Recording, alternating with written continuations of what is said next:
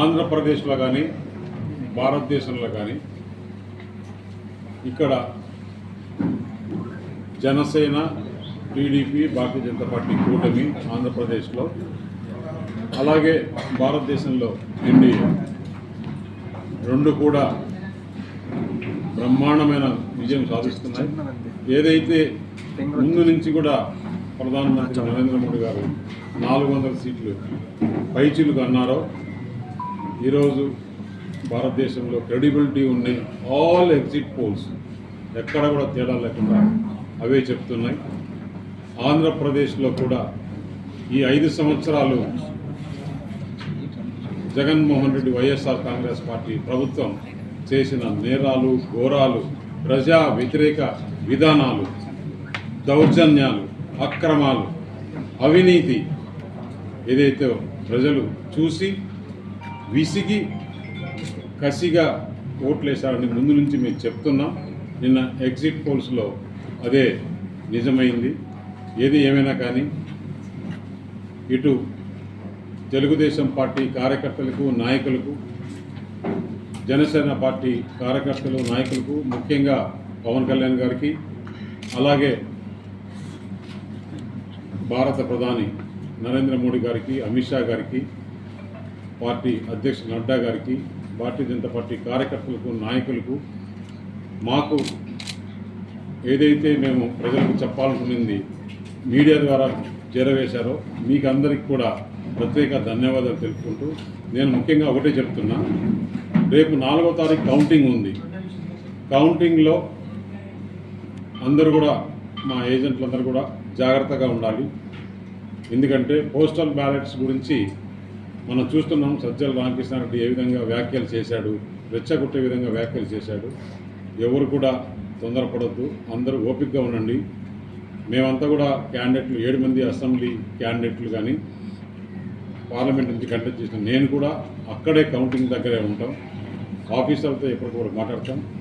ఎలాంటి తొందరపడాల్సిన అవసరం లేదు. వాళ్ళు కావాలనే పోలింగ్ ఆటంకాలు కల్పించాలా, లేకుంటే అక్కడ ఇది లేదు, సీల్ లేదు, అది లేదు అని చెప్పేసి ఏజెంట్లు కొంత చేసి ఉంది.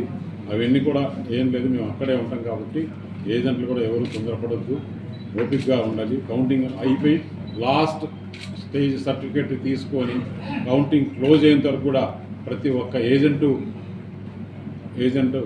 కౌంటింగ్ హాల్లోనే ఉండాలని చెప్పేసి వారికి అందరికీ విజ్ఞప్తి చేయడం జరిగింది. ఎవరికన్నా మన పోలింగ్ రోజు చూసాం, ఏ విధంగా జరిగి చూసాం, ఎక్కడెక్కడ నుంచి వచ్చారని చూసాం. మీకు ఒక విషయాలు చెప్పాలి. ఎందుకంటే నేను మాట్లాడేది టీవీలు ధైర్యంగా ప్లే చేస్తే పర్వాలా, ఛానల్స్ ప్లే చేస్తే పర్వాలా. ఛానల్స్ ప్లే చేయలేక ఉన్నాయి. నిన్న కూర్చొని డిబేట్ చేస్తున్నారు. ఆంధ్రప్రదేశ్ కంట 3,40,000 మంది వచ్చారు నా లెక్క అంటే, పక్కన ఇంకొక ఆయన అబ్బా ఎంత లెక్క నువ్వు ఎంత మేధావిని తప్పట్లు కొడుతున్నాడు అంటే, ఒక డోలు కొడితే ఒక డబ్బులా వాయించినట్టు లెక్కలు ఎక్కడ తీసుకున్నారు. ఆంధ్రప్రదేశ్కు రావాలి అంటే 15 దారులు ఉన్నాయి. ఇతర రాష్ట్రాల నుంచి, హైదరాబాద్ నుంచి రావాలంటే దాదాపు 5-6 దారులు ఉన్నాయి. నల్గొండ పైన రావచ్చు, ఖమ్మం పైన రావచ్చు, కర్నూలు పైన రావచ్చు, భద్రాచలం పైన రావచ్చు. అలాగే అట్లా తెలుగులూరుపేట మాచర్ల మీదుగా పోవచ్చు, బస్సుల్లో పోవచ్చు, రైల్లో పోవచ్చు, కార్లలో పోవచ్చు. వాళ్ళకి ఏ విధంగా ట్రాన్స్పోర్ట్ ఉంటే ఆ విధంగా ట్రాన్స్పోర్ట్ పోవచ్చు. ఒక చెక్ పోస్ట్ కాదు, దాదాపు నేను లెక్కలేస్తే దాదాపు 17-18 చెక్ పోస్ట్ రాష్ట్రం నుంచి, తమిళనాడు నుంచి వచ్చేవాళ్ళు ఎక్కడి నుంచి వస్తారు, కర్ణాటక నుంచి వచ్చేవాళ్ళు ఎక్కడి నుంచి వస్తారు, రాయచూరు నుంచి వచ్చేవాళ్ళు ఎక్కడి నుంచి వస్తారు. ఎన్ని లెక్కలు లేకుండా అసలు ఎన్ని వెహికల్స్, ఒక్క రోజుకు 30-40 వేల వెహికల్స్. దాని తర్వాత నేను రాత్రి 2-3 వరకు కూర్చొని నేను పడుకోలా. వాళ్ళు చెప్పిన ఛానల్స్లో నేను ఎన్హెచ్ఏతో మాట్లాడి అన్ని రోజులు ఎన్ని వెహికల్స్ వచ్చినాయని ఎన్హెచ్ఏ డిపార్ట్మెంట్ చెక్ పోస్ట్ దగ్గర నుంచి ఇచ్చారు. ఆ ఛానల్స్ నన్ను ఈరోజు పిలిస్తే నేను వచ్చి చెప్తా ఒక్కొక్క రోజు ఎన్ని వెహికల్స్ వచ్చాయి, ఏ టైమింగ్లో కూడా ఎన్ని వెహికల్స్ వచ్చాయి అనేది. బస్సులో స్పెషల్ బస్సులు ఎన్ని వచ్చాయి, స్పెషల్ ట్రైన్స్ ఎన్ని వచ్చాయి, ట్రైన్స్లో ఎంతమంది టికెట్లు బుక్ చేసుకున్నారు, మొత్తం డేటా ఇస్తాను. ధైర్యం ఉందా మీకు పెట్టుకునేదానికి? డోలు డబలా కొట్టుకునేదానికి కాదు, కూర్చొని ఒక ఆత్మ సాక్షి అనే అతను సాక్షి అని నేను ఎప్పుడూ అప్రిషియేట్ చేశాను. అతనికి ఏమాత్రం క్రెడిబిలిటీ లేదు. ఓన్లీ సాక్షి వాళ్ళు పెట్టి నడిపించిన అతను. రేపు పోలింగ్ ఏజెంట్లు కూడా ఎవరు పోరు, వాళ్ళ క్యాడర్ డిమారలైజ్ అవుతుందని ఈ ఆత్మసాక్షితో పెట్టించారు. ఇంకొకటి ఆరా అనే సంస్థ కూడా ఇచ్చారు. నేను ఒకటి అడుగుతున్నా, ఆరా అనే సంస్థను నేను కూడా ఆరా సంస్థతో చేయించుకున్నా. నాకు ఒకసారి కాదు, 2 సార్లు కాదు, 3 సార్లు ఈ ఎలక్షన్లో 7 నియోజకవర్గాలు గెలుస్తున్నాయని చెప్పాడు. అలాగే దీని పక్కన కాకినాడలో వస్తున్నాయని చెప్పారు, విశాఖపట్నంలో వస్తున్నాయని చెప్పారు, అమలాపురంలో 7కు 7 వస్తున్నాయని చెప్పారు, శ్రీకాకుళంలో 7కు 6 వస్తున్నాయని చెప్పారు. నేను ఒకటి అడుగుతున్నా, ఆ సంస్థని ఇంత పోలు 175 అసెంబ్లీ సెగ్మెంట్లో చేయాలి అంటే నీకు ఎవరు మ్యాండేట్ ఇచ్చారు? 175 అసెంబ్లీ నియోజకవర్గాలు, 25 పార్లమెంట్లు చేయాలి అంటే దాదాపు 8 నుంచి 10 కోట్లు ఖర్చు అవుతుంది. ఈ ఆరా సంస్థకు ఎవరు డబ్బులు ఇచ్చి చేయించారో అది చెప్పలేదు. అలాగే కొంతమంది మంత్రులు ఓడిపోతున్నారని, 90% ఆఫ్ ది మినిస్టర్స్ ఓడిపోతున్నారని చెప్పాడు. అది నిజమే అనుకుందాం.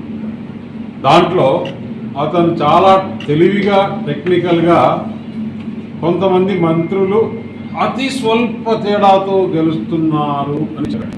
అతి స్వల్ప తేడా అంటే రేపు అతను నేను చెప్పాను కదా, ఓడిపోయిన తర్వాత నేను చెప్పాను కదా అతి స్వల్పం అన్నాం, అది ఎలాగైనా తిరగచ్చు, ఎర్రర్ ఉండొచ్చు అని చెప్పేసి మంత్రులు ఓడిపోతుంటే 1.1% తేడా అని చెప్పేసి ఓటు షేర్ ఇచ్చాడు. ఇదే మై ఇండియా యాక్సెస్లో, ఇండియా టుడేలో 13%.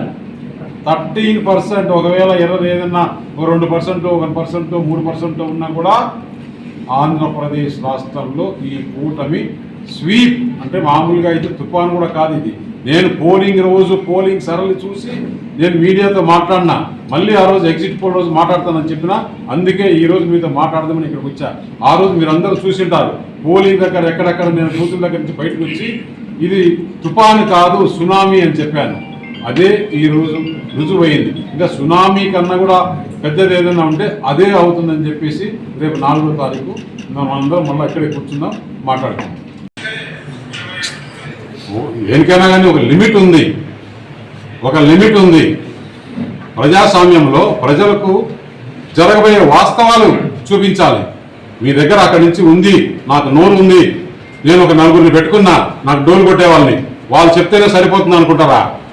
వాళ్ళ క్రెడిబిలిటీ అంతా కూడా రేపు 4వ తారీఖు నుంచి మొత్తం లెక్కలు తీస్తాం. కొంతమంది అనుకుంటున్నారు మా ఛానల్స్ మాకు పైన అంతా కూడా మాకు ఇంటర్వ్యూలు ఇస్తున్నారని. That is a professional. A channel అడిగితే కూడా ఇంటర్వ్యూ ఇస్తారు. ఇచ్చినంత మాత్రాన మీరు ఏమి ఘోరాలు చేస్తుంటే ఆ ఘోరాలంతా చూస్తూ భారతీయ జనతా పార్టీ ఊరుకుంటారు. ఇవన్నీ లెక్కలు ఉన్నాయి, అన్ని లెక్కలు తీస్తాం.